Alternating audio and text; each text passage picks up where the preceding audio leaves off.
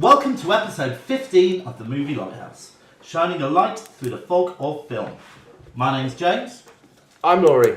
And I'm Wyndham. Good evening, chaps. Hello, Sam. Good evening. Feels like it's been forever. It's been a while. Very Yeah, it has long been a while. time. And I've actually looked out the window because we haven't been up here for a long time, and there's plenty of ships Yeah. come a prey on bad films. Whoops.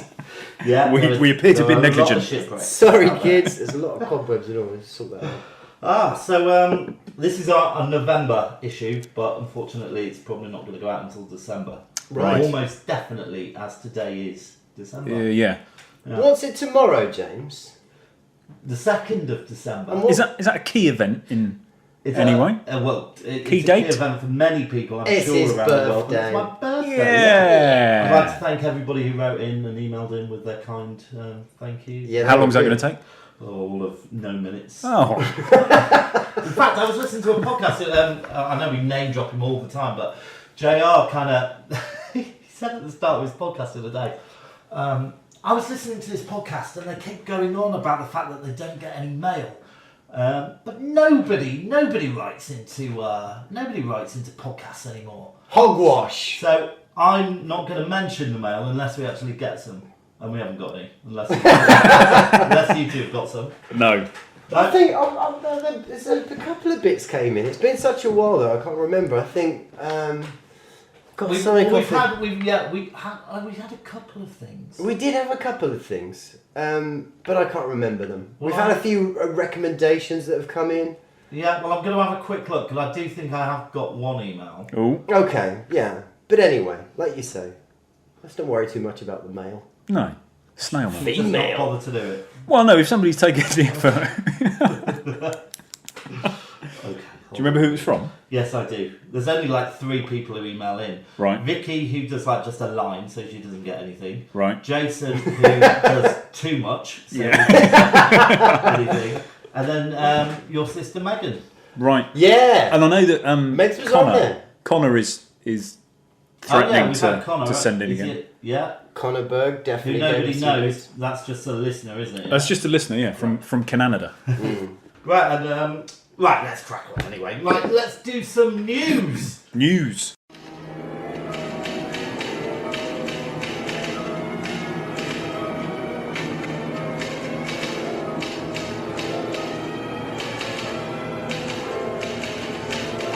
Hi, hon.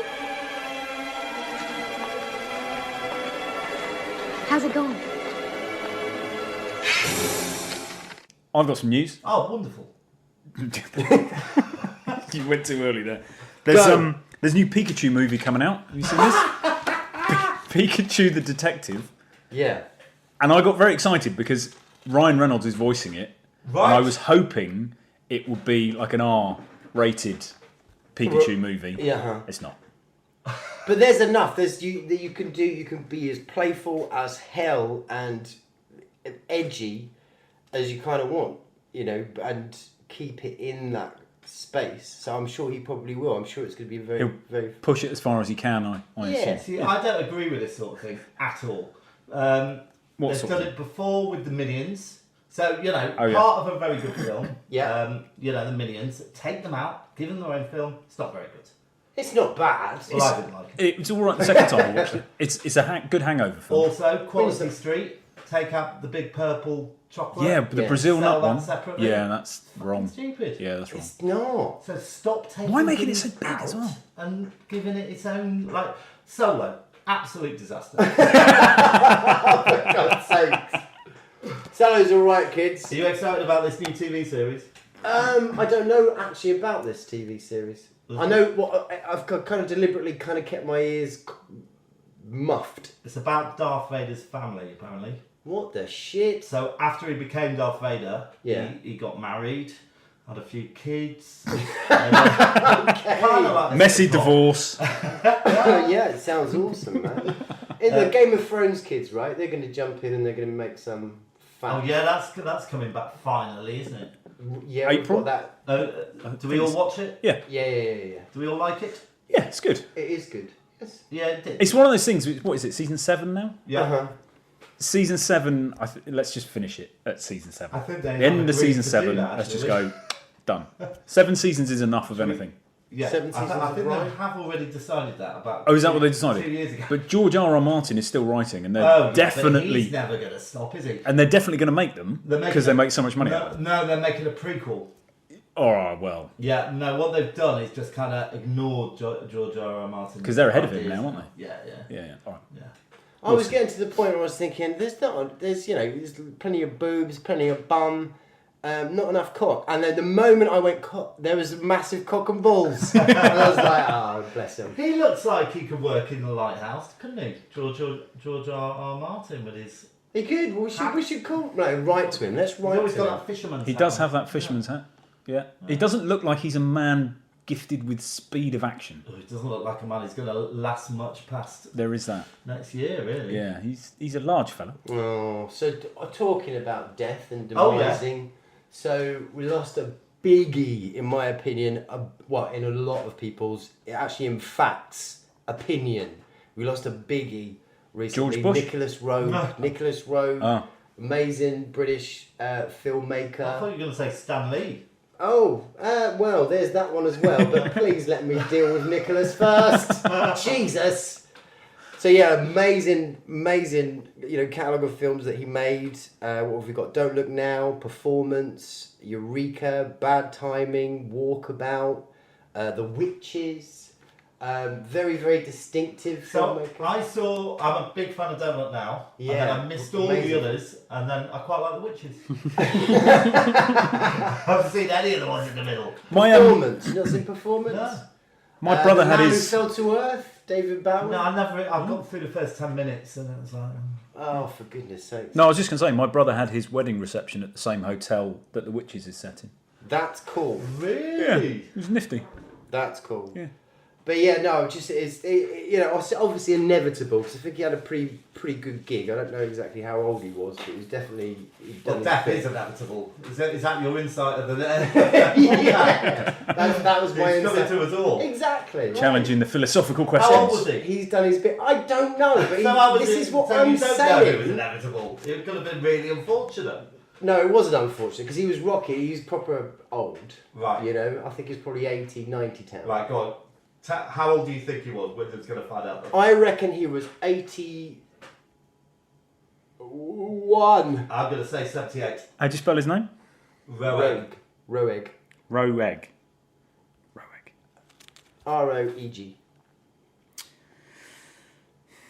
But anyway, whilst he's doing that, yeah, I mean... What did you say? What? 81. I said 79. He was 80. Oh, well done, us two. Well, I win. Because you round up. What? You don't round down. Oh, Well, you do if you're 81. we both win, all right. Yeah. Right. All right, so sorry, Pikachu. No, that was all the news I had that they made Is it. that it? So, do you think they're going to make a whole series with all the different Pokemons? I certainly hope so. Jigglypuff? One film per Pokemon. I cannot believe we're just talking about Nicholas Rowe and his demise and his importance of cinema. He is massive, and you're more interested about what fucking Pikachu does when he dresses up like in a trench coat. Well, I really like The Witches, and I really like Don't Look Now. I'll watch some of the others. What would you recommend, Laurie? I am going to recommend it. Actually, I'm probably going to get to it a little bit later. Actually, in my Beamage, I'll tell you. Okay, great. It's all going to link up today, is But it? Bad Timing, I would say that one at this point. Bad Timing with what's his name? Not Simon, but Garfunkel. He's in Oh. it. Is that about the art dealer? Is that where they cast Art Garfunkel? No, he's not an art dealer. He's a musician in it, but it's called Bad Timing. It's a really, really good film. I think I've seen it, or half of it. Do you see Art Garfunkel's naked bum?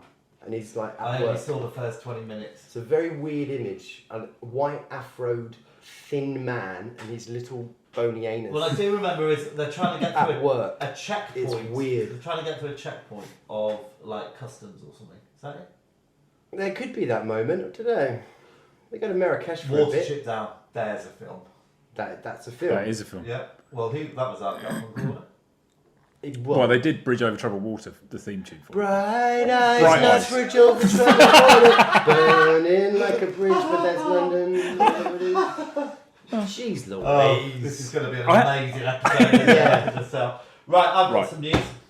I don't know if any of you saw the link I sent you, but there's a little thing going around Facebook, the internet at the moment. Someone's made Predator the musical, so they've squashed together the Predator film and added music. Have you two not seen it? No. I have not seen it. No. Right, well, I'm going to insert a little clip here. Okay. But it's incredibly funny. If it bleeds, we can kill it. She discovered the key. There is proof we can wound it. So repeat after me. If it bleeds, we can kill it. If it bleeds, we can kill it. Yeah, now take a stand. Here now, take a stand. We can bring down this beast. We can bring down this bastard. If we stick to the plan. If it bleeds, we can kill it. Have you got any news? Well, it's like that thing. I haven't written it down, but there's something about the Candyman. Hey? Do you know about it? No? Oh, I don't know if it's a remake or what they're doing, but something's going to happen again around the Candyman. Well, I hope not, because I really like the original. Do you think it's massively underrated? Yes. It really is. I think Yeah. everyone The second knows one's about awful, it. But yeah. Everyone sort of talks about it, but we don't go, that's a fucking good film. Well, it's as soon as I get my golden ticket, that baby's on there. You're going to slap it in. Yeah, absolutely. Wow. But Something's going on with that. That's coming back Oh, again. okay. I think. Blade Runner, they're saying that there may be an animated series that they might drop on one of these Netflixy, Amazon-y kind of places, and I think it's probably inspired by when Blade Runner 2049 came out. Just before it was released, the director went off to 3 of his best mates and just said, "Look, can you make like a little vinaigrette, a little sort of short film?" Whatever they're called. what they call The with stuff you put on the salad. Vignette. That's it. Stuff you put on the salad. Make us a few. Oh, no, that is a vinaigrettes. Yeah. And the third one was called Blackout 2022, which is actually the premise of our Secret Cinema Blade Runner. Anyway, that was animated, so very traditional sort of Japanese manga kind of style. And I think that got a lot of respect. A lot of people got quite excited about that. So I think that's inspired this thing that they're looking to do, an animated Blade Runner thing. So there's something. Wow. Anyone got anything else? No. Nicholas Roeg died. Stan Lee died. Stan Lee died. Yeah. Holy Who's shit. your favourite Stan Lee character? It's got to be... Silver Surfer. He Actually, he did Stan Lee's... such a huge amount of work. You just kind of was constantly. Ditko did. Didn't There's they, a bit commercial, yes, controversial. If I was to say Spider-Man, I think if I was a purist, I'd say, well, that's really Ditko. Well, no, I disagree because I listened to Stan Lee from Beyond the Grave the other day on another podcast. Yeah. And he was talking about this, this whole dispute. And basically, Stan Lee came up with the idea. He and said the character. the word Spider-Man. No, he didn't. He said a lot more than that. And he That told him what he wanted. Yeah. And then the guy drew him. But then kind of came up with those stories, you know, these So really did- heavy... I want to quite say heavy. Quentin Crisp, but that's not the right. Who did Quentin Blake? Yeah. Did he write all the Roald Dahl books? No. There you go. Because he did all the animation, he did all the drawings. All right, okay, actually, I don't know enough. Well, I think he, Don't let that stop you. We have no podcast if we start sticking to that. but he made a very good point. But also, Stanley said he wrote him a letter as well, apparently saying, "I consider you to be a co-creator of Spider-Man," and then Ditko wrote back saying, "Why did you use the word consider?" So you know, Dude. but there you go. Yeah, he was brilliant. Spider-Man's my favourite. Yours is Silver Surfer. Yeah, I think so, yeah. You got one with? Probably Batman. I wonder. What the fuck? He's a funny guy, this one. I wonder how many cameos are still in the can.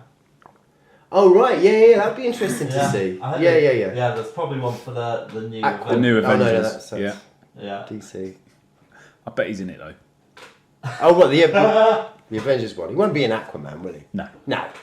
They're cashing in on Child's Play. You can actually now buy the doll. What? Could you not buy Chucky before? Chucky, But actually, what's it called? What the a possessed one. Yeah, but the brand of the doll. Oh, Chucky? don't know. I don't From- see you going for your internet now. Would you? No, it's really your Wi-Fi. He's really normally slow. padded up. Yeah, He's not tooled up tonight. no. Use that string and that yogurt Yeah, pot. and shout. Actually, I've got it. Just shout in the my yogurt notes pot. here. Yeah. So bear with me. Okay. What are we talking about? Right. Oh, I have actually forgotten already what we're talking about. What are you talking about? Walking Good Dead. guy doll. Good guy. Good So guy. you can buy a good guy doll now. There you go. And there's going to be like 2 streams of Child's Play. So you've got. Do you know about this? No. Right. So you've got the original films, and then they turn into like Bride of Chucky, Cult of Chucky, Son of Chucky, all that kind of Yeah. Babysitter of Chucky. which rights reasons they weren't linked to the name Child's Play, which is why they didn't use the name Child's Play. Right. Now they're doing a remake of Child's Play, and so they're taking all that back, but they're still going to be making the Cult of Chucky. Okay. And is the guy who wrote the first, because he's not involved anymore, is he? With the No. the reinvention type Yeah. stuff. Is he carrying on with the shit ones? I think so. Because Cult of Chucky was on the rocks for me a few episodes ago because Yeah. it is utter poke. Yeah, I mean, there's only so far you can go with it, and there's only so many quips you can have with a doll. And actually, if you were being attacked by something that small, you'd just kick it, wouldn't you, really? I think. Yeah, I'd kick it. Yeah. Yeah. There we go. Right. Self-defense news there from. A little bit more news. There's going to be a new series of the Tales of the Unexpected. Is there? Can that opening sequence be in any way on par with that original? Do you reckon that is even possible? That's with the arms, isn't it? Yeah, they'll dilute it down. It's just you've got the skull, the roulette wheel, the gun, Yeah. the beautiful woman, the I suppose my silhouette. question She might is, be a proper. Do Anyway. we need a new series? Because we've got things like Inside Number 9. Has anyone been watching that? Oh, No. good lord! I That can't- Halloween Oh, special. Yeah, it was brilliant. You got tricked by it. Yeah, I did. I had to. So I downloaded it on the Sky, and then you get to this certain point where it starts questioning: did this download correctly? And I sort of let it go the first time, and then it started happening again. I was like, for fuck! So I deleted it, downloaded it again, and the same thing started happening. I was like, what? Wait a minute, those cheeky rotters! And they do something so freaking cool because it was a live. Yeah. It was a live episode. So as you're watching it. They just do this thing where they are kind of almost in the room with you. Well, he's live tweeting because I remember. Yeah. I got a tweet from him saying, "Are we on BBC Two at the moment?" And so stop fucking advertising. We know it's this live episode. Yeah. And I really wish I'd watched the live episode. Yeah. My friend Catherine. Super clever. Right. Clever. My friend Catherine and her family are big fans. They all sat down to watch it and turned it off. They got tricked. Ah. They got tricked. You can be too clever for your own good. But I think that's exactly what they wanted. Yeah. You know, because you can always watch it again. Yeah. It's very good. I mean, I think the whole series is brilliant. But But very reminiscent, obviously, of Ghostwatch. yeah. And it's just like that old There is back anything else. footage of watching. No. The back footage of who was it? Oh, Freddie Starr? No, Bobby. Oh, Bobby Davro. No, it wasn't Bobby Davro. Bobby Ball. Oh, it was Bobby. It was Davro, wasn't It it? was. That was nasty. That. Really nasty. So Lionel Anyway, Blair check that out. and Oh, Bullseye. got possessed, didn't he? Yeah, there was a possession bit. Yeah. Wow. Right, and the last thing Anyway. is that, have you been watching Doctor Who, this new series? I have. What do we think, just in a nutshell? In a nutshell, I think that it always surprises me how when you're watching it, it almost seems not necessarily retarded. Retarded is not the right word. Yeah, It's because it's completely not a word politically that we incorrect. like to use. Why does everybody use that word around me? I know. I had to speak to Jason about this the other day, and he got so upset about it. And I'm I just said, sorry. look, I'm you sorry. just can't use it in my presence. I can't I'm let sorry. it go. I know. I'm really sorry. But it's daft. You should know better. You work for Generate. Yeah. But you think it on face value, you're like these really You've ruined it now. I don't want to daft listen to it. stories. But then you can read into it. I still really like it, and we are this again. This is the testament to it all. Every single Sunday since this series has come on, we've on a Sunday been all sat as a family in front of the telly watching it. We're all watching it, we're all loving it. I thought the Witches episode was really, really great fun. There were some good horror moments in there as well. When that first I think that's been my favourite Lazarus, one. That's the one I saw. Witch. Yeah, I haven't seen. Those witches are quite scary. It's exactly what I thought. I thought this is aimed at a younger audience, and they're not pulling any punches on. And this is the quite great freaky. thing. So we're sat on that sofa, and this stuff starts happening. That witch turns up. Yeah. Sienna was really quiet. She sort of leant into herself, but she did not take her eyes off the telly. That's like that's exactly what it's all about. Magic. I think a couple of things. If you put a drama on a Sunday, it turns into Downton Abbey or Call the Midwife. Right. It's something about Sunday night drama makes it more sleepy and depressing and Heartbeat or something. Yeah, exactly. So I think it's been a beautiful thing. Then, but also they've really missed a trick with a lot of the storytelling. So there was an episode where they were on a hospital ship. That's right, yeah. And the alien was eating everything. Yeah, ridiculous. For the first half of the episode, the doctor was going around clutching her side. You're like, I'm still in pain. Yeah. And that's just Chekhov's smoking gun. They've done it a number of times. In fact, in every episode, you could... Whoa. That's just Chekhov's smoking gun. Yeah, because... You two are cultured. You're both looking at me with pitiful eyes. Because something's happening that is going to have an effect on the story and the plot. Right, yeah. But these things just disappear. So nothing happens to that. It's like suddenly halfway through the episode, she stopped clutching her side. Did she fart? Because that can happen. You think you're dying, and then you go, oh my god, the relief is amazing. And your next book's right there, pow, right. But you're right. It is one of those most frustrating things when it's almost as if the writers had an idea and then kind of gone, I don't know how to finish that. Yeah, and that's what I worry about, because we don't need a complicated story, but we do need some elements that kind of tie up and you think, oh, that was clever. Or, who's the kid from Critters who came back to town? Billy Brown? Billy. It's not Chekhov's smoking gun. Brad Brown. Okay, it's Brad Brown's catapult. Yes, it is. That's what it is. Yeah. Well, I just think it's a bit. It really shows that the writing suffered since. Suffering. However, is that since Moffat has left? Yeah, so Chibnall is, but he's written nearly all of them. Oh, quick! Sorry, you in a rush? And that was my new dance move. My Do you like it? My other brother sold Mr. Moffat a house. Did he really? Wow. Yeah. I always have to think twice when you say your other brother. Okay. I might have to edit that bit out as well. Right. He doesn't listen to this, don't worry. Okay, there we go. So that's the news. So let's move on. Let's go to In the Beam. Okay.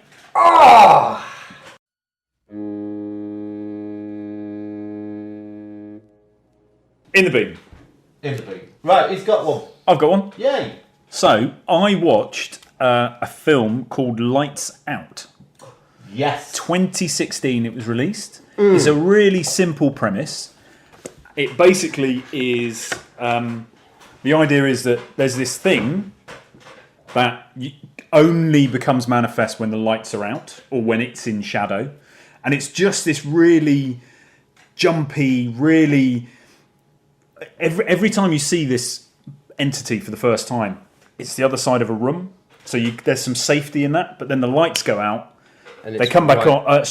They come back on, and it's in silhouette, and it's still there. And then the lights go off, and when it comes, it's right in front of the main characters. It's not trying to be clever. It's not trying to be anything other than actually darkness is quite. The shit that goes on in the dark can be quite frightening. Really good concept. Really nice. It's not going to win. Evidently, didn't win any Oscars, but it's got Teresa Palmer in it, Gabriel Bateman, Mario Bello, and Alicia Vela Bailey. Really well worth 90 minutes of your time. So about a year before it came out, I saw a short, and I sent it that's what it was based on, isn't it? Yeah, Yeah. so it's based on a 5-minute short. Oh, it's based on that. Because it's kind of a new concept, isn't it? They either make a trailer now to promote a film, or they make a short, and it's a really good short. But yeah, I like that film as well. Very good indeed. Great, Laurie. I'm going to say Performance, which obviously just in honour of Nicholas Roeg. Did you watch it this month? I didn't. Right, well, you're not allowed to have it then. No, I'm putting it No, in the that's the whole bin. point. Is what No, you can't no, just I am choose here the to film. shine a I knew light this. Why didn't on you, films. Why didn't you just lie?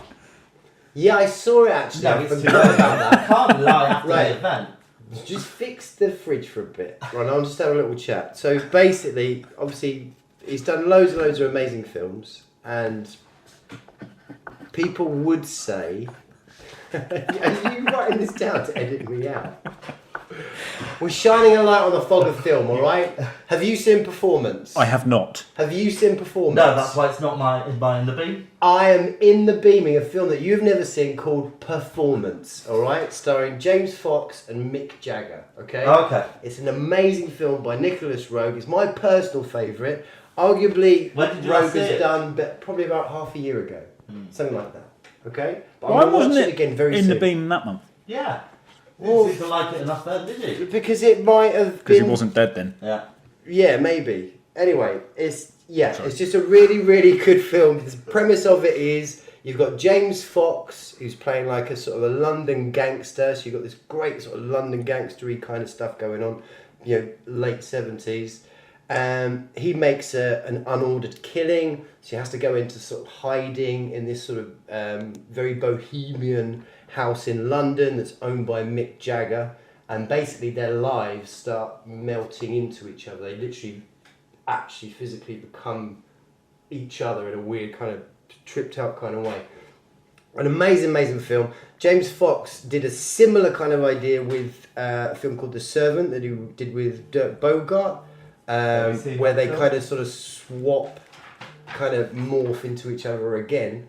But I think it was soon after this film, I think James went a little bit nuts in the head and all that kind of stuff. But anyway, really, really, really, really, really great film. Performance. That's me. Great. All right, so mine is a film I have seen in the last month. Yeah. And it's Bohemian Rhapsody, which we did a little review for with Deborah and Chicken Cassandra. Has anyone else seen it? No. Laurie? I have seen it. You have seen it, I know you've seen it. What do you think? I thought it was really good fun. I mean, I remember when a long time ago, 3, 4, 5 years ago, something like that, they were saying they were going to do this, and we had Sacha Ali G Baron. was, Sacha Baron Cohen. Yeah, it was kind of penned to go in, and I'd then like to have seen.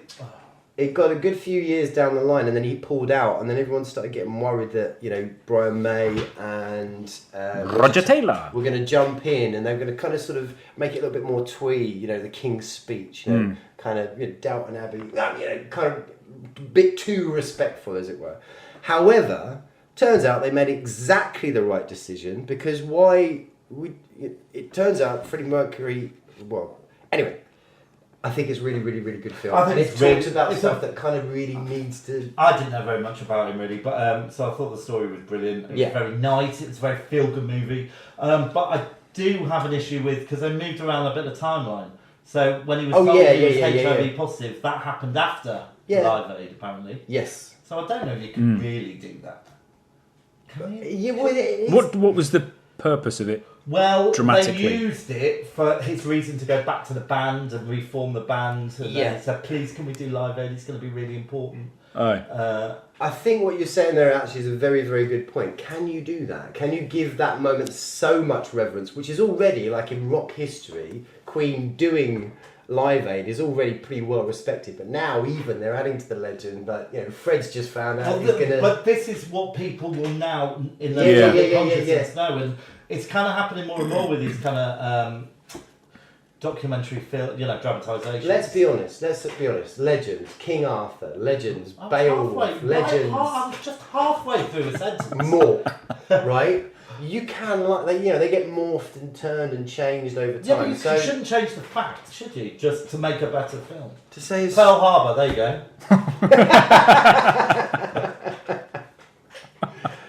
I think it's a very, very interesting point, but then again, what harm is it lying about, Freddie and timing of things, and what harm does it do? Well, you can make a film like the Second World War where Hitler gets away. Slightly different. Like this guy that sings songs Like in a James rock Bond band. Rocket.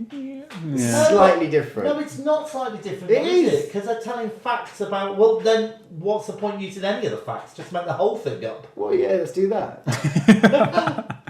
I thought it was a good. It was a great film. It was a good film. Performances. Great casting. Yeah, really good casting. Yeah. I thought actually the Freddy dude was even more teethier than Freddy. Yeah, I think so. If that's possible. Yeah. Right. So Can I? Have Nothing you got to a do. film you haven't seen? No, it's a film I have seen, and I appreciate you're quite keen on. There's one in this, but I think it Well, I deserves. don't want Laurie to do this thing. Okay, but it deserves an honourable mention. So it's recently come out, Widows. Oh yes. Went to see this with my wife. So it's Viola Davis, Michelle Rodriguez is in it, Elizabeth Debicki is in it. You've got who's the big Irish guy, Liam Neeson. You've got who's the little Irish guy, Colin Farrell. You've got Robert Duvall. You've got some fairly well-established male actors who are absolute bit parts in this film. And it got me thinking that it's a film based on a novel called Widows by Linda LaPlante. Yes. And it is basically about a group of women who each are independently married or associated with a gangster. Wasn't it, originally? Maybe, yeah. A gangster, the job goes wrong, and these women then have to kind of step into their partner's shoes. And the reason I thought it was so good is because it really just highlighted for me that with films like the Ghostbusters remake and Ocean's 8, those are well-established films written for men, rewritten for women. Which is This is a film written for women, Yeah. and it is brilliant. And the performances in it are great. Apart from, and it's quite disturbing. Liam Neeson kissing is a bit. He's a bit like full on trying to eat Viola Davis's face, but. Really good film, technique, brilliant. Yeah, but he's like got to be nearly 60 now, isn't it? He's been kissing like that for 50 years. Apparently, he's got Somebody really got should- something on him. He must have, because he's not getting it because of his kissing technique. All right, well, we'll check anyway, it out as so well. it's definitely worth a watch. Really good, and there should be more. I do actually want to say, so since we're together here now in the Lighthouse, we haven't face to face, mano a mano, talked about Mandy, but I suppose we won't. But maybe at some point we can. Did we not talk about it in the last one? There was a review, wasn't there? We did a review, but we were separated. You know, Which I did is it via a by far the telescope. best way to do it. Yeah, okay. All right, on the rocks. Love on the rocks. Ain't no surprise. I don't have one. I don't have any. Oh, I don't have one. There you Look at go. We're Okay. learning. Because we haven't been here for so long, there's fucking loads of shit all over him anyway. So. Yeah, I must have watched something that wasn't very good, but I can't remember. All right, great. Well, that was on the rocks. Hey! Let's get on to the main feature. Universal horror. Yeah. Hey!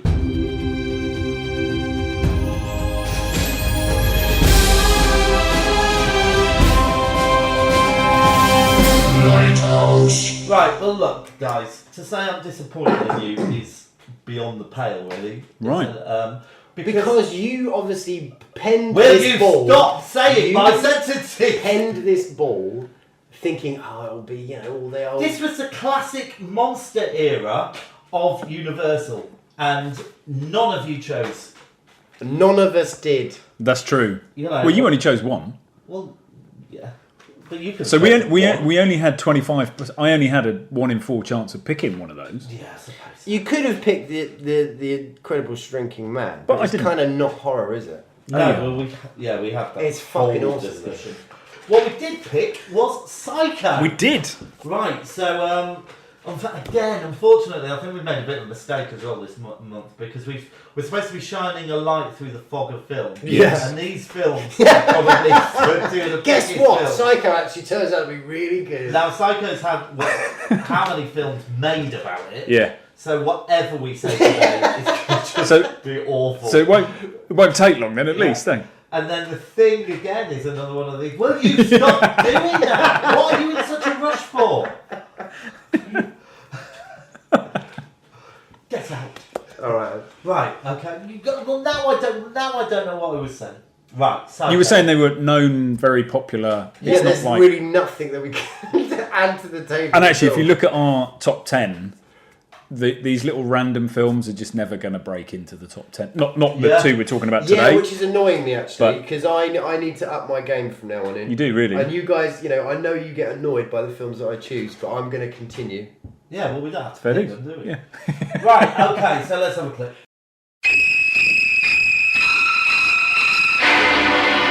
Here we have a quiet little motel, when in fact it has now become known as the scene of the crime. You have a vacancy? Oh, we have 12 vacancies.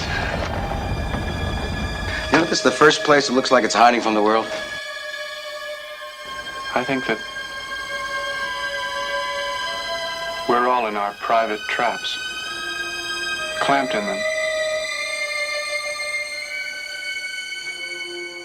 Okay, so it was released in 1960. The director was Alfred Hitchcock. Screenplay by Joseph Stefano. The novel was Robert Bloch. In the box office, it made 32 million worldwide, which is a lot more in today's money. Yeah. It didn't win any awards. Did it not? No. But it has had a number of sequels, spin-offs and prequels. It had Psycho 2, Psycho 3, Psycho 4, Right. Bates Motel. That was a series, Netflix thing, wasn't it? Yeah. and 7952, which was a documentary all about the shower scene. Now, I am agog that you didn't say the music. Who did the music? Well, it's not on my list. Bernard Herrmann. Bernard Herrmann did the music. All of it, or just that famous bit? When it says music, it says Bernard Herrmann. Bernard Herrmann. So I can only presume Well, we'll he talk does a bit more about him. the in a minute, lion's imagine. share. All right, and notable actors: Anthony Perkins was Norman Bates, Janet Leigh, Marion Crane, Vera Miles, Lila Crane, John Gavin, Sam Loomis, and I think that'll do, won't it, really? That'll do. Although I'm going to mention Ted Knight, who was an uncredited police guard. Oh. So well done, Fair dues. Ted. Well Well done, done, Ted. Ted. Finally, the credit and acclaim he deserved. Who wants to give us a synopsis? Well, shall I? Yeah, Go for it. Just to make it interesting. So, as far as I can tell, yeah, keep doing that. That would give me motivation. As far as I can tell, like some lady is having a relationship with a guy, and he's a little bit under the cosh. He hasn't got any money. Oh no, next year, man, we're gonna make it big. But at the moment, I'm slightly fucked. So we're gonna have None to of wait this before we actually can happens be in the together. film, does it? This is all before We the have to film wait a starts. while before we can be together, kind of thing. And then she gets this bizarre opportunity when she's at work. Some pissed rich dude is like, I've got £40,000 to buy your house. Because she works for an estate agent or whatever. And she has to take this £40,000 worth of cash to the bank. She thinks, fuck that, I'm going to go off with my jock and we're going to be in love and shit's going to be great. So she does that, she's running away. It's getting late, she's getting tired, her brain's going nuts, and she stays off at this hotel. Very sweet, kind of awkward kind of guy looking after the hotel. She has a shower, shit gets weird. That was a very good synopsis. Yay!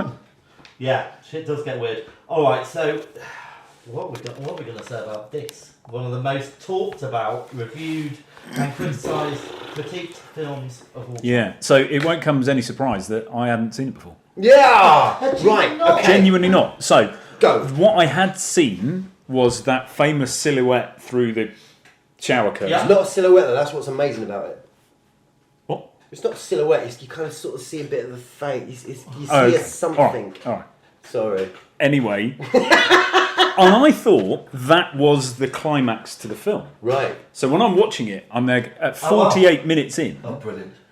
There's still an hour to go. I'm there going, what? I'm from there on in. I know I know the twist at the end. Yeah, but we are going to talk about the spoilers here. So, Yeah. Right, okay. So I was aware that this is the spoiler bit. I was aware that Norman Bates is pretending to be his mum periodically. She's already dead. She's kind of mummified and in the house, and he's kind of got this split personality that is conflicted and fighting. And she's a bit of a she was a very domineering mother, and he fucked him up. Yeah, So I was think aware there's a of line, that. isn't there, that he comes in and catches her in bed with this guy, and it's Yeah, over the edge, and he kills them both. Yeah, Poison. yeah. Is that how he does it? Yeah. But he, but yeah. So then that kind of from 48 minutes for the final hour of the film, it was like, oh, I don't know what's going to happen. It was good. Enjoyed it. I did enjoy it. Yeah, I genuinely did. It was very good fun. I remember vividly watching it for the first time, and again, it was in my bedroom when I was a teenager. I think it was on Channel 4 or something, and I'd recorded it, or I stayed up to watch it, and I thought it was amazing. I had already seen Psycho 2 and Psycho 3 though. So, Psycho 2 is a great film. I don't know if you should check that one out. It's in my wish list. Yeah. So if anyone fancies anyone's listening, fancies it. I love Psycho 2. I'd really like to see it. When did you first see it? I can't remember the specific time, but it was at home. Like, I think it might have been actually on the big telly in the front room, so it could have been in colour, but unfortunately the film was in black and white. So TV's not working, Mum. Didn't make any difference.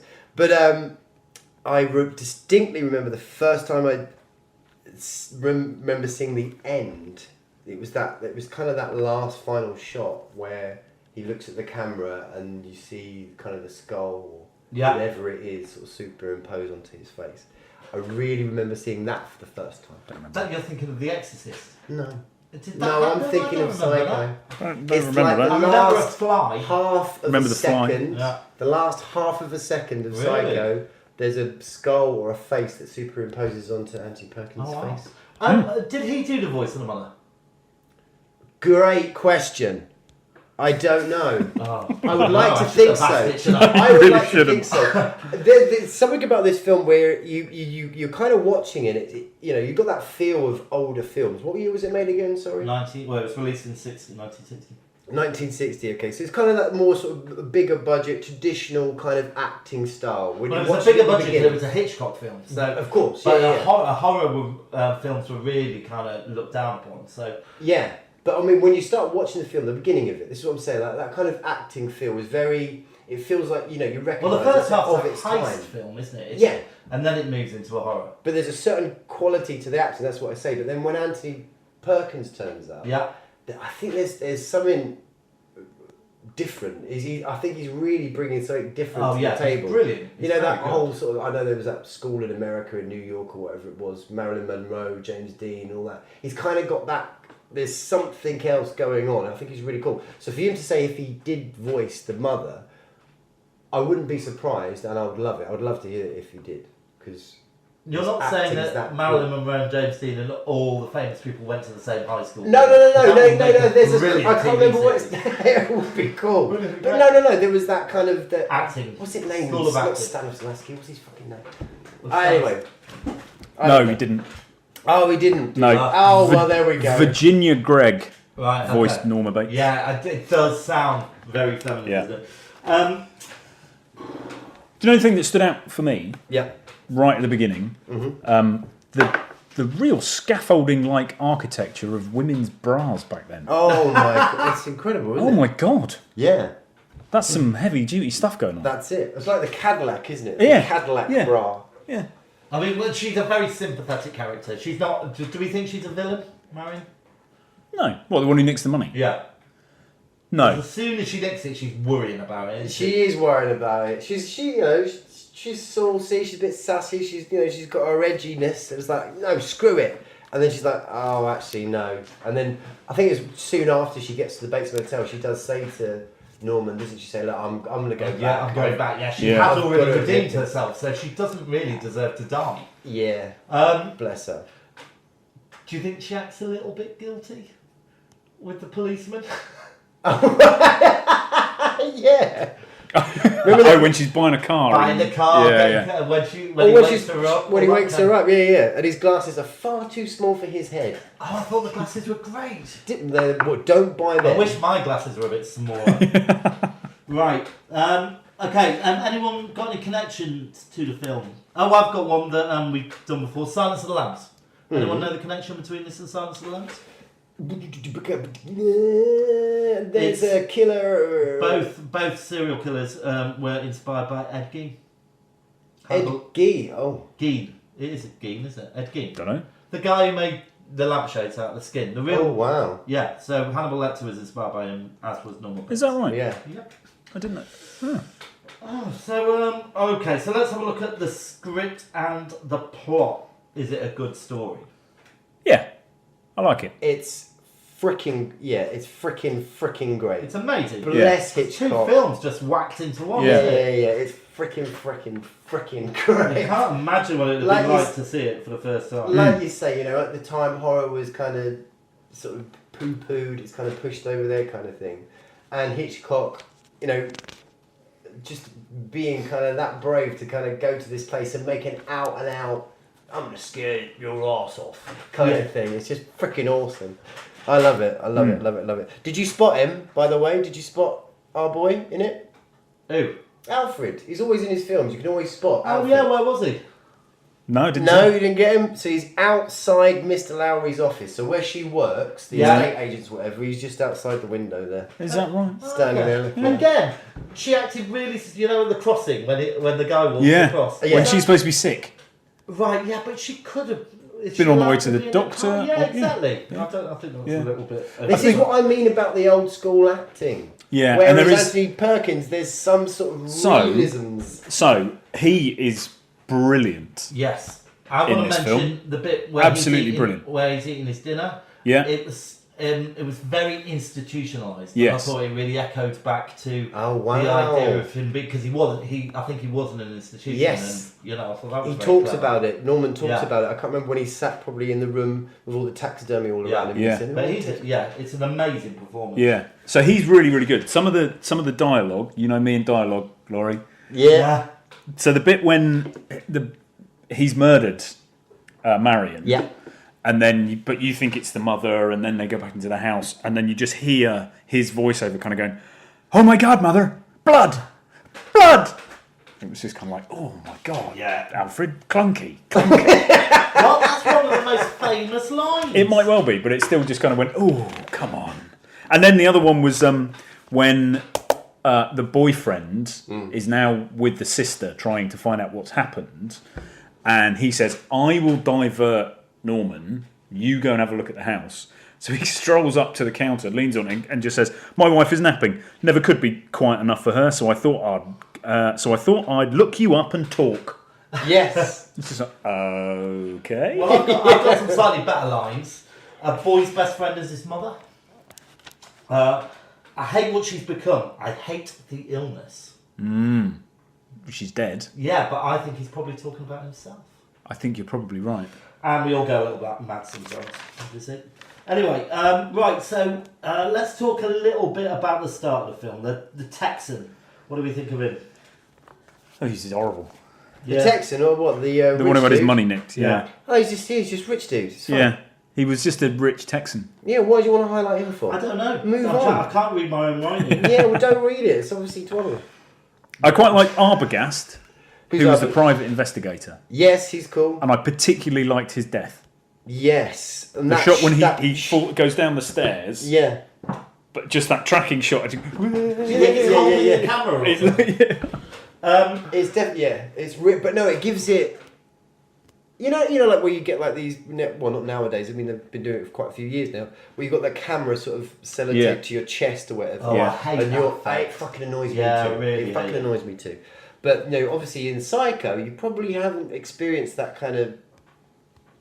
Type that of shot. time. Yeah. And it's kind of sort of dreaminess to it, but more and above that just before that shot, you get this bizarre angle from a top of the stairs. So you're basically like where the light bulb would be, looking down on the top of the landing, and then when she just comes out and just does her bit, and then you've got that kind of strange weird shot. It's just weirdly dreamy. Yeah, and it's really static. A lot of the shots are really and then they're interspersed very seldomly with action and movement. Yeah, but otherwise yeah. they're really kind of like quite close up on the faces, and then as you say, that kind of elevated shot but static. Yeah. It's So I interesting. suppose he wants to probably give those murder sequences, as it were, that originality, because I think he probably realised he was definitely onto a winner with the shower scene, which Yes. is the scene. First time apparently, or one of the first times, he saw a toilet in a film. Well, this is that it. right? So I was going to actually mention Well, this. I've mentioned it. I know, damn you. So porcelain toilets in the censorship and all that stuff in Hollywood, it could never be seen. You're not allowed to see a toilet. You can't hear a toilet flushing. And obviously Hitchcock, Yeah, no, but I've Hitchcock, already said this point. he wants to shock, he wants to make a shocking film about murders, this, that, and the other. But the thing that actually really gave the censors the proper sweats is like, oh shit, what do we do with this scene? Where she's writing the money and things, she rips it up, chucks it into a toilet. So the first problem is, shit, we can see a toilet on screen. Is that right? And then she flushes it. Oh my They're God. like, oh my God, what are we going to do? And obviously Hitchcock's like, fucking stop being stupid. And there's one piece she misses, isn't there? Yes, they find it. But the shower scene itself, so like I say, he knew he was on, well, I think he's probably been inspired by, are you familiar with that film with Salvador Dali, where you got a razor blade, the eyeball. He hasn't even seen Psycho. And a razor. It was made by the surrealists. It was made by no, I haven't seen that film. They did all of that. Okay, it's quite a famous kind of art film, done way back by the surrealists and all that. You got Dali, someone sort of opens an eyeball, and then you see a razor come up to the eyeball, and then it cuts away to the moon and a shadow going across the moon. So obviously you see no blood or whatever, but it caused uproar. And it's just that suggestibility. You see nothing. Yeah. And that's exactly what Hitchcock's done here, going, right, I'll have that. And you see the knife come over, it just goes to the chest, but cuts away, and then you just see blood coming to the drain. Talking of blood, do you know what they use for the blood? Beetroot, mashed beetroot. No. I think it was chocolate milk, wasn't it? Chocolate milk? I think so. You should just say it like it's the facts. Yeah, it was chocolate milk. Awesome! Wow. Yeah. Alright, let's talk a little bit about the music. Oh. So who did it? Bernard Herrmann. Alright, okay. And we got a bit of Beethoven in there as well. I know I was doing the wrong one. So come on, you tell us. I was doing Vertigo then, I think. You did it right. Motel. Yeah, okay. That's the right one. God's sake, I'm not going to have any of this one. Right, come on. What? Music. What can we say that's not already been said? I'm just going to say stupid, retarded crap. That it's amazing. It's really great emotive music. It's just so retarded again. Oh, sorry. Laurie. Touched. All right. Well, it is obviously iconic music, and it's again one of these films, just like Silence of the Lambs, which is just permeated every part of society, hasn't it? Yeah. The shower scene is just, I wonder, it's probably the most copied scene. I'm saying all these things like I know them, but I'm sure it is one of the most imitated scenes in movies. Well, in the same way that we were talking about with Silence of the Lambs, that it's been parodied so often as well. Yeah. Exactly the same with that scene, Absolutely. What a thing it must have been, though. I mean, look, you've seen it for the first time just a minute ago, but like you say, it will already be with you. You know where it's going, this kind of stuff. But what a thing it would have been to, it's just come out, it's just a fresh thing, and just going and see that film. It would have just been awesome. In a world where you weren't allowed to show a toilet. Yeah. It's That's so bonkers. amazing, and it's just got this. You're in the hands of a real dude. And it did scare me the first time I saw it. I do remember being, that the way the speed of the way he moves when he's playing the mother is quite disturbing. It's great, isn't it great? I mean, like that shot of the light bulb when he just walks out the doorway and just goes straight with purpose over to her. Very similar to a scene in Exorcist 3. In Exorcist 3 where that white thing comes out of the big. No, I thought that was Exorcist 2, the heretic. No, Exorcist 3 where she's in a hospital and there's a nurse walks out of the hospital room and then this white thing comes out. All right, I'll take your word for it, but I thought it was Exorcist 2 because I always said that's the only good bit in the whole film. I bet my balls on it. Okay, we'll find out for next episode. Yeah. Are you aware of the psycho policy that I'm Hitchcock... not betting my balls. No, quite right. They're way too big. Go on. Anyway, are you aware of the psycho policy that Hitchcock emplaced, as it were? He basically told them not to spoil the ending, not to tell anybody. He said keep the secret. He went to great efforts to say, look, please keep the secret. He did go to great efforts. He said there was a bit at the start of the film. Don't talk about Psycho. But no, in all the interviews and all that. But every single showing of Psycho, you had to, and it was the big policy on the posters outside, this, that and the other, all the staff were trained in what they're supposed to do. Once the film starts, no one is allowed admittance. No one is allowed to go in late. Yeah. But that I think that was just So they marketing had ploy, really. absolutely marketing and all that, but they stuck to it. Yeah, because no one is allowed like 40 minutes into the film without ruining it. Yeah. You know. But he employed that. Obviously, it's his showmanship. But it was and all brilliant. that. Yeah, and it was brilliant. Yeah. There we go. Well, I hope you've all learned a great deal from our insights. I did quite like the bed. There was a bed dent, a body dent in the bed, like Homer Simpson. Yes. Yeah. It was like, Jesus, she's not that heavy. Yeah. Cheap beds back in those Yeah, days, must have though, been. isn't it? Okay. And just one other thing, that we don't live in America, and we obviously get sent all the negative press, but I'm fairly sure if you just wander into people's houses in America uninvited, you get shot. And in this country, if you Well, want, you could do, farmer's house. Well, yeah. You know, Oh, that's Steve, what's his name, is doing that, isn't he? Yeah. From League of Gentlemen. Yes. Anyway, sorry. All right. So, what's everybody's memorable scene? For me, it's literally that last half second. There you go. Have that. It's a nice. I think the actual revelation that the mother is a mummy. Yeah. I think it's nice. Yeah. The fact they've got a fruit cellar, a cellar specifically for fruit.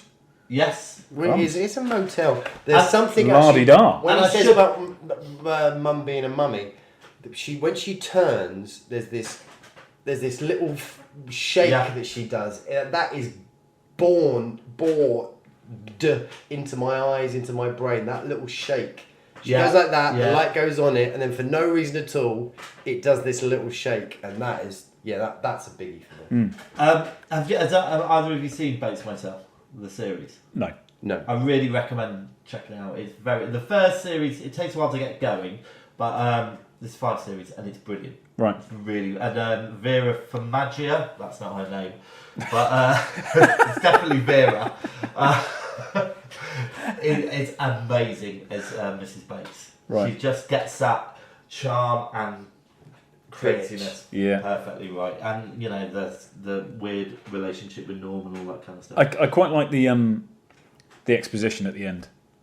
Yes, where you come towards the end, and you just kind of go, "We're going to have to wrap this up." Yeah, and it's normally that level of exposition annoys us. Yeah, no, but actually in this, it's just like it. I think gorgeous. You need. I think the audience needed a bit of a rest, after everything that happened. Yeah. And then what? Because they kind of did that in the 80s as well, but then they'd have like the villain coming back right at the end. Yeah.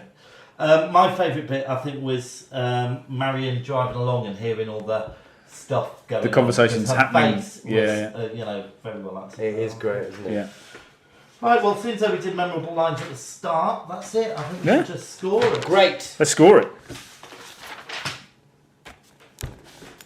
Alright, performances. Laurie.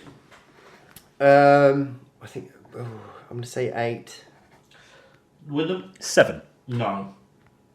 Effects. Wyndham. I've gone quite harsh. 5. 9. I think it is. It's because it's that breakthrough. Great. 9. Sorry. Plot. 9. 8. 8. Rewatch factor. 7. 6. 7. Direction. 10. 8. Fucking hell. 8. Cinematography. 7. 8. 10. Sound stroke music. 9. 8. 7. Originality. 10. 8. 9. Enjoyability. 10. 8.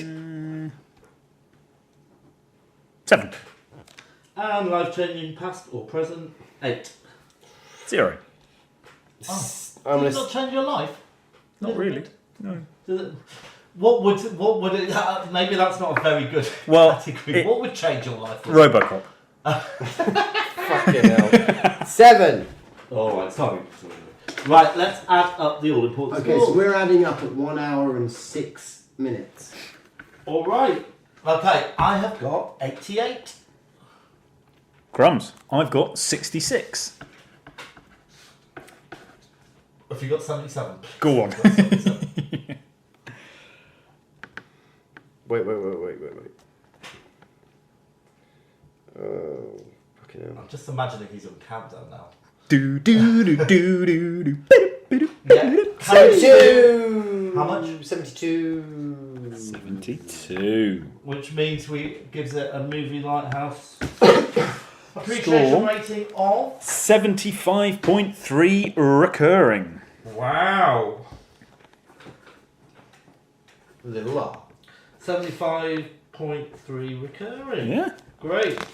So, oh no, where's the leaderboard? It makes the leaderboard. Does it make the leaderboard? Yeah. I should have thought so. Yeah. Right, okay, so what is it? Sorry, 75.3? Yeah. Yeah, it puts it just below Silence of the Lambs, No. but just above the Dark Crystal. We are very questionable, by the way. I'm very questionable. You I don't can't even start picking at trust- that thread. I think though. I prefer the Silence of the Lambs to Psycho. Yeah, I agree. I would agree. Could definitely watch that a number of times. To be fair, that anyway, carry on. Oh. All right. So that was Psycho. So we're going to move on to our second feature, which was... Oh, no. I want to get the title right. What was his name?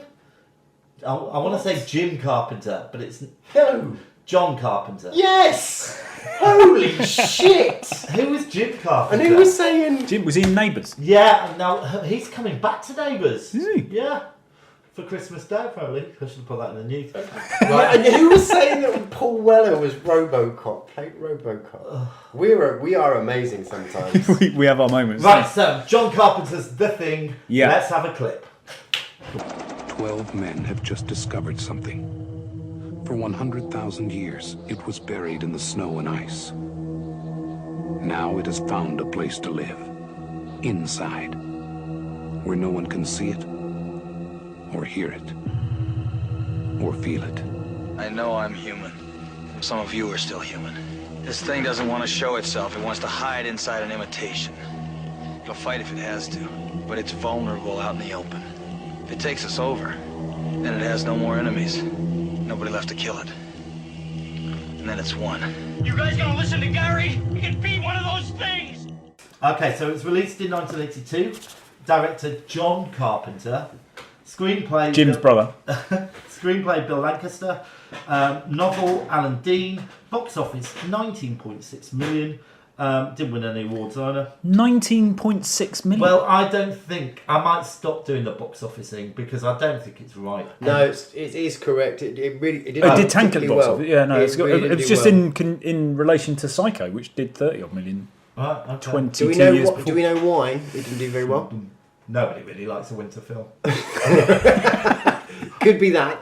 Also, something to do with a film called E.T. coming out, and of the same year though, films as good as The Thing also suffering. In the shadow of E.T. had Blade Runner, for God's sakes. You had in the same year you had First Blood, Tron, Poltergeist, Firefox. Poltergeist was out in 82. Yeah, apparently, yeah. Wow. In the Are same you year sure? as E.T. Yeah. It wasn't 82. It was. I think E.T. was at one point, and then Poltergeist came at the other point. Damn it. And you also had Halloween 3, Season of the Witch. Overseen, underrated masterpiece. Okay, so this was a sequel, and it's giving me the idea we're going to have... It's not. I'm sorry, a remake, rather. No, it's not. Hold on a minute. It is a remake, but No, it's it's completely different. It is, because it's a remake of The Thing from Another World. Have you seen No, it? it's Have you a seen remake of Who Goes There, which is a novella, which is a book. Have you seen... It's not a remake. Have it's you seen The Thing from Another World? I have. Right, what happens in it? Where's it set? It's set in exactly the same place as this film. And what happens? Yeah, the same kind of shit. Yeah, something comes out of the ice and starts killing people. Yeah, but it doesn't transmorph into the...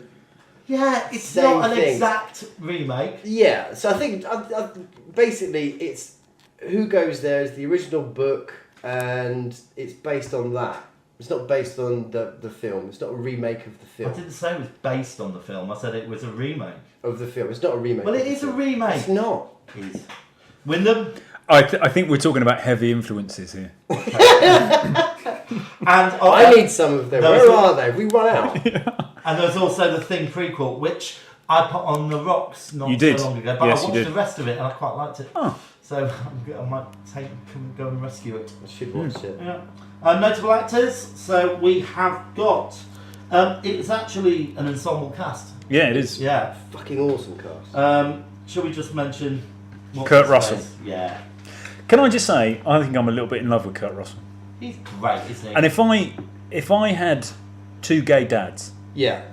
Kurt Russell and Jeff Bridges. Oh yeah, I would go Roy Schneider. Nice. Oh. And maybe the guy from Dempsey and Makepeace. Nah, it'd be Harrison Ford. Oh yeah, power couple. I know. Oh. I'd have the guy from Ghostbusters. Which one? Bill Murray. Yeah. Right. Oh, that's a pretty good call. shout. Yeah. And I'd have. Oh no! I'll just have him. Yeah, that'll do. That'll do. Don't Right. need two gay dads with Bill Murray. I think Bill Murray lactates, doesn't he? As in Yeah. dress like taste. milk from his teat.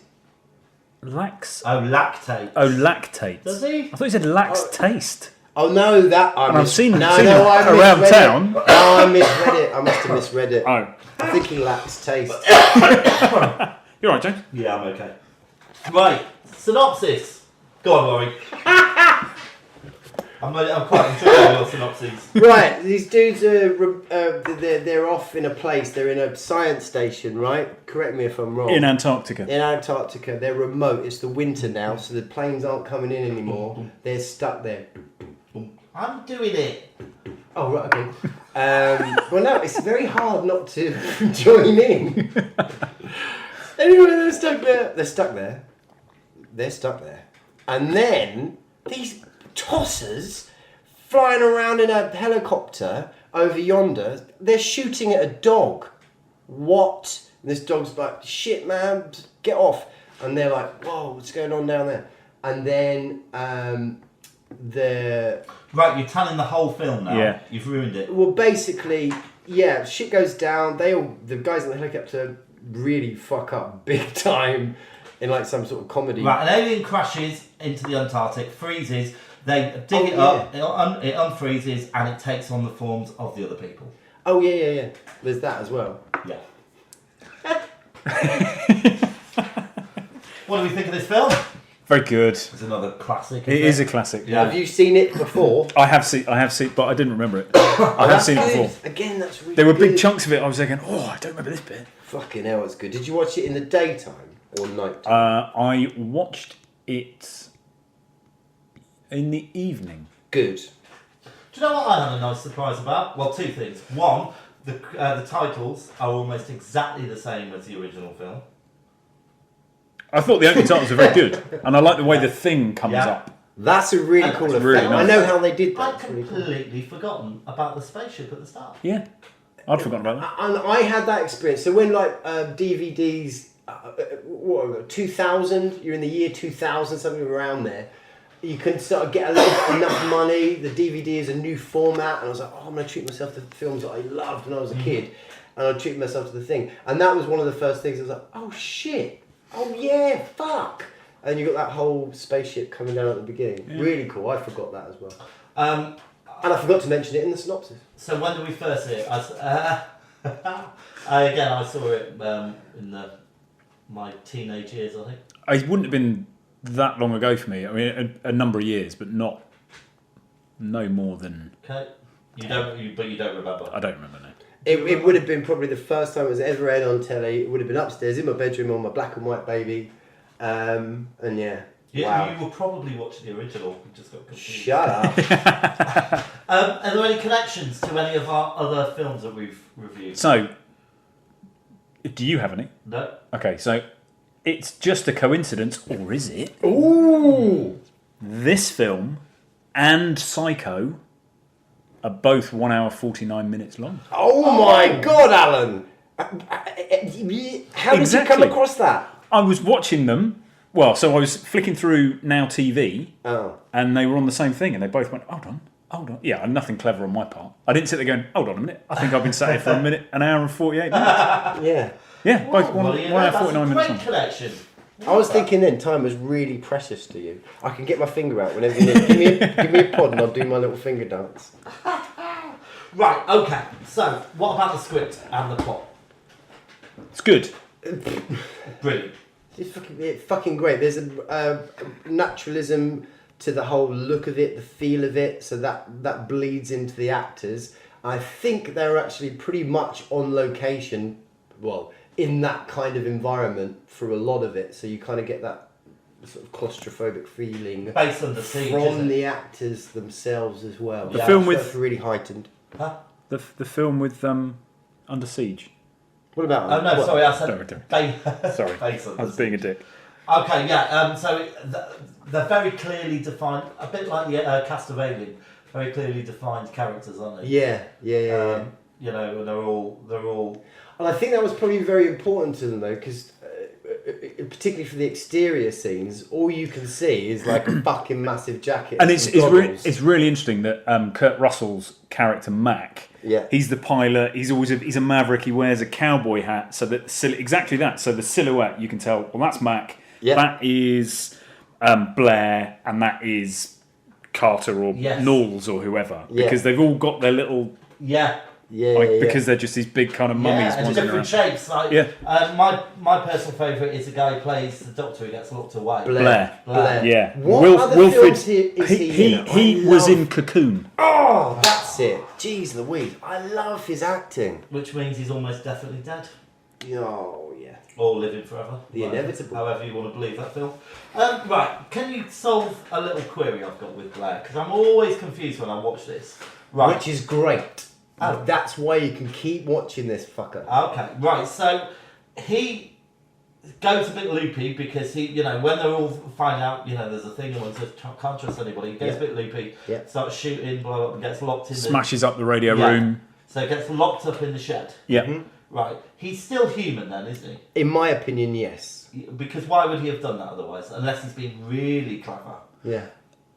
Yeah, and how long is he in there to tunnel underneath and Yeah. build a spaceship? But So the other thing would be, is he doing that? Is he the alien, but doing that because he knows he's going to get locked away, so he can be secretly digging a hole and I think with he his probably- flailing tentacles? Yeah, how far does he do?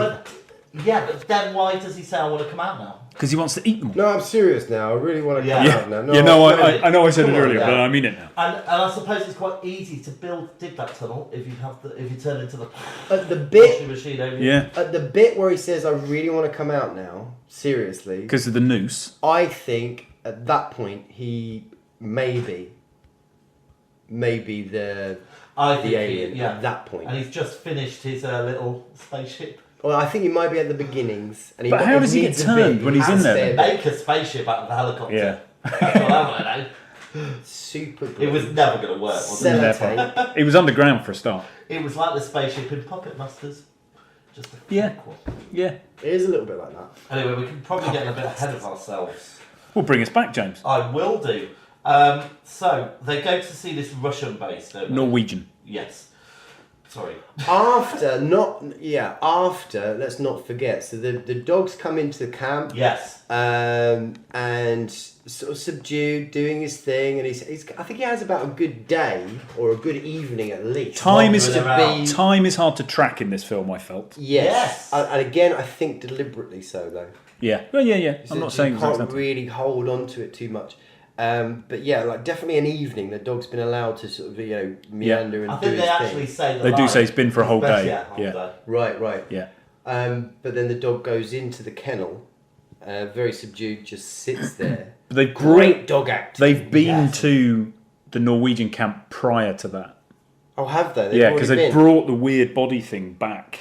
Oh. They already know about that. And Right. then sorry, to your point about dog acting, as I was watching this, I thought, well, this just goes to show the dog in Cujo and the dog in this smashing it. Yeah. Are there any other notable dog performances? Not in the films that we've reviewed yet. Yeah, okay. We don't want to get too bogged down. That could be a category, though. That could be. Yeah. Brilliant. All right, so, brilliant dog acting. And then... So we've gone to the Norwegian camp. Yes. Right. So it drip feeds us the story. I think it, it gives us just enough to know what's going on. But I was never bored throughout this film. No. Even though I've seen it about 7 times. It is one of those films that you do sit there. I sat there shouting at the telly almost. In that whole kind of... Okay, so you know something is wrong. You have deduced what it is, that this thing can take the form of something else. Mm-hmm. At that point, surely the first thing you do is nobody goes anywhere on their own. Yes, absolutely. Ever. Yeah. There are enough of us, and they're always going to go, I'd be fine. Just go over there. Yeah. It's like, what are you doing? It's ridiculous. It reminds me very much of the Agatha Christie film. Yeah. And then there went on. Yeah. Which was called 10 Little something. Yeah, I think it was 10 Little Indians as a novel. I think it was worse than that, the novel. Yeah. That was a watered down version. Yeah. That proper who done it, who is it? Disappearing off on their own. And then they've only got themselves to blame. Yeah. Really. And a couple of things that make me think that exactly what you just said, they've got themselves to blame, is when they set fire to it, they don't let it burn anywhere near long enough. Yeah. And I appreciate they don't. They immediately jump in with literally, it's on fire. We've just set it on fire. That's why it's on fire. They jump in with the fire and they mention that every cell in that body is alive. Exactly. So you want to make sure it's absolutely crisp. Completely agree. Right. So let's talk about. Sorry. Your comment about the crazy Norwegians. Yeah. So those funny Norwegian idiots. Those crazy Norwegians trying to shoot the dog at the beginning. Yeah. And you kind of go, oh man, you're not a very good shot. And then when he lands, he comes out, he's got those goggles with just like a tiny slit in them. Behind no, but he's got those tiny slits. So take the goggles off. Yes. And then you'll be able to see the dog and shoot the dog. Good point. Just saying. Sorry. And I thought the Norwegian could have tried a little bit harder to get... Mind you... Oh, shit! It got a little bit harder to get himself understood. Yes. The guys. But he was crazy by that point, wasn't he? Yeah, exactly. Everyone had killed themselves or been killed. And he burnt his camp down.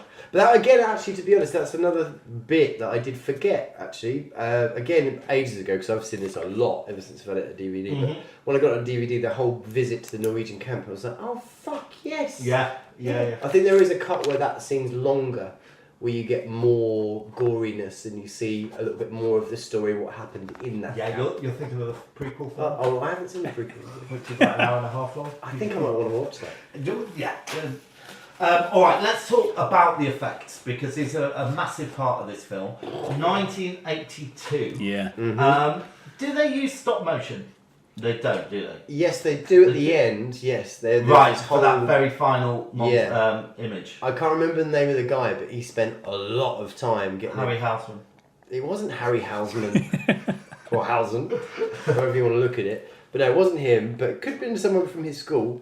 But yeah, he put loads of time. Weeks and weeks, maybe even months, into getting a proper miniature and did this whole great sequence. But then Carpenter watched it and he said, well, my eye knows it's fibbing. I know it's stop animation, so no. But you do get still a bit of it. You probably get about 15 seconds worth of it. I think there's a tentacle and all that stuff you see. So most of it's puppetry, is it?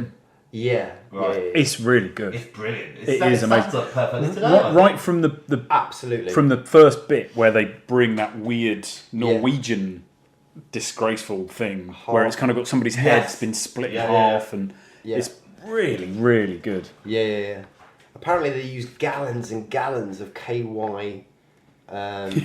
Right, okay. Yeah. But with the whole, when the awesome bit when Vance Norris's head. Yes. But that scene, it's like one thing after another thing after another thing after another. It's like, fucking hell! Is that the bit where that starts with the blood? It starts off... and that's a brilliant scene. I love That's it. amazing. But again, just going back to your point that earlier, scene... once they come up with that idea, why don't they just do it all the time? He's dragging it out as well, isn't he? It's not that bit. Basically, that bit with the head is where he's... Whoever it is, I can't even remember who it is. He's had a heart attack or something. Yeah, he's trying to save him. And the body opens. And then the chest opens, his arms go in, it bites his arms off, so immediately you go, fuck. Yeah. And then he's coming back and screaming. And then, while everyone's running around having a commotion, the head starts ripping grows off. legs. Yeah. And then apparently, they used everything they could. Chewing gum, all sorts of crazy shit. Anyway, and they were like burning plastic, and they're popping. Oh, fucking hell. All right. But they were really making it on spot. They gave a shit, loads of passion. But then the head comes off and you're thinking, what the fuck? And then the motherfucker... legs come out of his head, fucking two things come out the top for its eyes, and then it scuttles off. It's like, this film is and it awesome. looks good. It could have looked stupid. Yeah. When it says The Thing, it really this film really, it literally is a fucking thing. Yeah, you know what I mean? and this is where it moves very differently away from the original, because of the thing in the original was just a monster that was moving around, wasn't it? I don't think it was doing any impersonations or anything. Yeah. But this film's nothing. Just on it. Right, music. There's not very much in it. There's not, but it's very, very powerful. Fucking awesome. So I always thought it was John Carpenter that did the music. He didn't do it in this one though, did it? No. Did he? I did notice because he's a bit like Dennis Waterman. Sings the theme tune. Yeah, he likes to write the theme tune. He likes to play the theme tune. He's done some major crackers, but it sounds just like it would have. It is him. But it is a particularly amazing score, probably because it's not him. Ennio Morricone. Yeah. Who is like a fucking god. What else has he done? He did loads of Sergio Leone films, so The Good, the Bad and the Ugly. Right, one of the best soundtracks. Did he come up with it? Yeah. Wow. Once Upon a Time in the West. Do you think he was drifting a bit in this film? All he did is... He's trading on his reputation in this one, isn't he? I just wish you could see Laurie's eyes. That's very good. Alright, let's move on. We need to wrap this up, Ali. Yeah. Okay. Locations, perfect. Yep. It is that remoteness. You are completely alone. You have to just sit within this really confined space. Paranoia is bound to kick in. Loads of guys, you're walking around in your pants. There's only 2 women that appear in this film. One on the videotape that they play. Yeah. They're watching it again and again. And a voice of a woman. I think it might be an emergency alarm or something. There's a woman's voice in it. Yeah. Oh, wow. Memorable scenes. What's your memorable scene? Memorable scene. So the memorable scene for me is I think it's the dogs. So when the dog starts changing and its back splits open and then the green tentacles. Yeah. That was like shit. And then when it goes up to the ceiling, so now it's gone fucking nuts. And then this weird thing comes out and then it opens up like this flower. Yeah. Almost like the Demigorgon in... is that right? Demigorgon's the right name for the thing in the... Stranger Things. Yeah. Stranger Things. What? What about it? The Thing. Stranger Things. Oh my god, there's another link. It's another link. Laurie, Demogorgon's what's a your letdown. memorable scene? Stranger Things is a bit of a letdown. Oh, I've said it. It's tricky. I kind of like it when Matt gets angry with his chess computer game and he opens up this panel and just chucks his... But that really happen? The thing for me is that just struck me as incredibly short-termist. It is very incredibly short-termist, isn't it? I like it. Mine is the blood test scene. It is brilliant. Always love that, 'cause I can never remember who's the thing. No. Who's not the thing. Yeah. Now I'm at that point where I must have seen it so many times, but I still obviously must deliberately kind of forget. But it's still got that element of who, what. I do really, really love the scene. It's part of that scene where Palmer is the alien. I think he's the second pilot, isn't he? He's like the toking one, and he grabs Windows. And he's just holding him up, and it's clearly an actor holding a dummy. Oh yeah, massive dummy, yes. Just swinging the legs around. That is brilliant. But then I love the bit where, right at the end, where he just gets his fingers and just merges. Yeah, that's Blair. Face. Yeah, because you can imagine all the tentacles are going in, and all that kind of stuff. Brilliant. Anyone got any memorable lines? I have. Someone get me out of this fucking chair. Oh, for God's sake! I don't want to spend the rest of the winter. No, I know when you gentlemen have been through a lot, but when you find the time, I'd rather not spend the rest of this winter tied to this fucking couch! Yeah. My favourite line is probably the classic, isn't it? Where the thing's scuttling off, and then he turns around, the Toki dude. You gotta be fucking kidding me. That bit. That's great. Right, let's score it then. I know, I just want to pop in oh, actually, no. Yeah, go Do on. I want to put little snippets in it?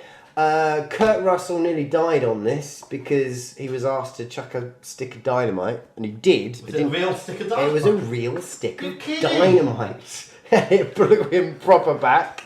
The effects, obviously, they're incredible. So when I say the amount of passion, blood, sweat and tears that have been put into it, Rob Bottin, one of the main special effects dudes, he put so much into it, he actually had to be hospitalised. He had not one, but double pneumonia. It did look cold. Was bleeding internally. Stan Winston had to come in and sort of support, and Stan Winston's kind of a... Who the fuck's Stan Winston? He's a like SFX a big guy, isn't he? Yeah, special effects dude. Does everybody know who he is? He did Alien. Sorry, I've stitched you up there. It's because sorry. No, he's worked on a lot of big stuff. Aliens. I bet he's worked with fucking Ray hell. Harryhausen. Well, Jurassic Park, I think he did. Oh, okay. Didn't really- Kind of. But Rob Bottin, he did RoboCop, Total Recall, Seven. all Right, that come stuff. on, let's Good score chops. it because we're running out of time. Yeah. All right, performances. Laurie. 8. 7. 9. Effects. Wyndham. 9. 10. 9. Plot. 10. 9. 7. Rewatch factor. Laurie. 9. 8. Oh no. Go 8. 8. Yeah, it is 8. 10. Direction. Wyndham. 8. 7. 8. Cinematography. 8.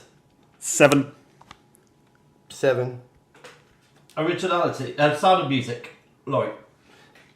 8. 7. 4. What the in it? Oh, don't be a moron. Don't call me a moron. Yeah, there was a little bit in it, but it wasn't very much. Stop being so ridiculous. Originality. Wyndham. I've seemed to have scribbled over the number. No. 7, I think. 4. What was that one? 4.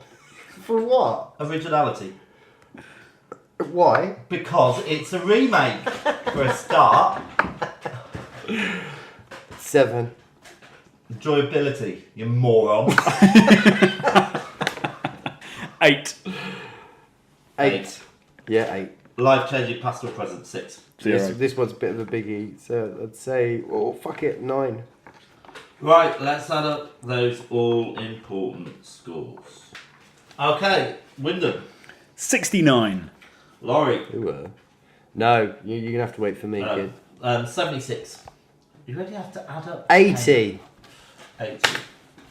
Great, which gives it a Lighthouse appreciation rating on? 75 on the nose. On the nose. One other quick fact. So the end is a downer, right? Well, it's more of a question as well. No. It's not a downer. Well, It's not a downer, it's a happy ending. It's not fucking the only- Not a bottle of whiskey. The only downer. That's The only true. downer is the fact that they haven't killed it. Okay. So it's going to get rescued and take over the world anyway. Yeah, so But they do the right thing. we've got... They should have set fire to each other. Well, yeah, there is that. But it'd be a bit extreme. Because, I was one of them. So you've got Mac and... I've forgotten the other dude. I want to say Palmer, but it might not be. Okay. So basically, big thing in cinema... Childs. So Mac and Charles... Who was in Puppet Masters? He's in fucking loads He of is in films. tons of stuff, He's in yeah. Puppet Masters. He's in They Live. He's an actor called Keith David. He's in loads and loads of cool shit. Well, it's in Puppet Busters. That's good. But this is a very, very rare thing. Even in 1982, where I'm not you'd listening see... to this fact. You'd see the black guy survive to the end. Yes, I Yeah. was thinking that, yeah. But, do you think Childs is An the alien. king? Is there something you noticed? Anything you noticed? I think Kurt Russell's an alien. When Kurt Russell's talking, you can see all the breath coming out. Yeah. When Charles is talking, you can't see any breath. Really? Yeah. I'm going to have to go and does fast that forward mean through that the film he's to the end. just downwind of the fire? So the fire's just not allowing him to get breath out? We don't know. But they did actually cut another ending because all the producers were like, oh, this is a downer, man. This is no hope. Because this is part of Carpenter's apocalyptic triptych. So this was his first one. The next one is Prince of Darkness. And then the third one is In the Mouth of Madness. So this is like So, no what was hope. the first one? The This Thing, one. Yeah. What's Prince the of second Darkness, one? and then the third one In the Mouth of So it Madness. kind of goes a bit downhill. Exactly, it does. Right, But 75. no, wait. He cut another ending because they said it's too much of a downer. There's no hope. But in the end, luckily he got his way, and we've got the proper ending. Good. Wonderful. What a happy ending. Right, it goes just below Psycho. 75. Right, okay, so we need to wrap this up. Yeah. It's your pick. It is, finally. I really hope it's a good category. Oh, I hope it's a terrible category. Oh, do you? That's weird. What were you doing that for? Right, okay, it is number 37. Strong number. Reminds me of 10. In a way. Oh, right. You lost your list. Thought I had done. Right, 37. Stephen King. Yay! Otro vez.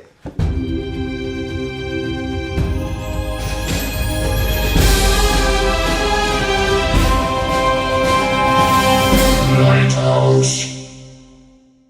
Alright, so we've chosen Stephen King. So can I have your suggestions, please, guys? You may. One from you, please, Laurie. First one. Oh, shit. Fuck it. So, The Dead Zone. Ah. Dead Zone. Right, great. Christopher Walken. Yeah. Christopher Walken. And I'm going to go for The Shining. Oh. Heavy. Nice. And your second choice, Laurie? Ooh, Cat's Eyes. Okay. That was actually, I did have Firestarter Is that a and portmanteau? It right there. I had Firestarter and It, but no, I've tried to get Cat's Eyes in before, and you wouldn't allow it because you're a twit. And Do I'm you really doing think that. I'm going to choose that film now? Have you ever seen it? Yeah. But you've just called me a twit. Why would I choose your film? Twit's a nice Right, one. Wyndham. And I am going to... I'm going to go for a Bachman book. Oh, yeah. I am going to go for Running Man. Ah, great. Alright, so the film I'm going to choose is going to be The Running Man. Yeah! Cool. Alright. Don't you choose two? No, we don't choose to, because I've got a little surprise for you guys. Ooh! I did not expect you to pick Running Man out of those four. Well, the reason I Interesting. didn't pick The Shining is I think we've done some big films recently. Yeah. It's about time we did something that maybe other people haven't heard so much, so when we talk about it, we sound a bit more intelligent. Right, guys, I've got something I would like to play for you, because as you know, our next episode is our Christmas special. Yeah. So we've got a little message here. So should we hear what it says? Go for it. Ding dong merrily on high, in heaven bells are ringing.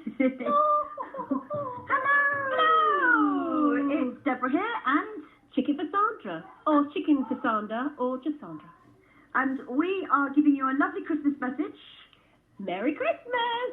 Your film to review will be Edward Scissorhands! Yay! Bye! See ya! What the shit? Alright, so next month's going to be a little bit different. Deborah and What? Chicken for Sandra are going to be joining us in the Lighthouse. Oh my god! For a little bit of Christmas cheer. Yeah. They came and reviewed one of their films earlier in the year. And they have chosen our second film for us, which is a kind of Christmas film. Under what rules? Yeah. Under Under what my sense rules. of jeopardy Could you just say, were they oh, what placed a nice in? Christmas surprise that is. Oh, I'd no, say- no, no, no. It's a lovely surprise, but I can't help feeling we've...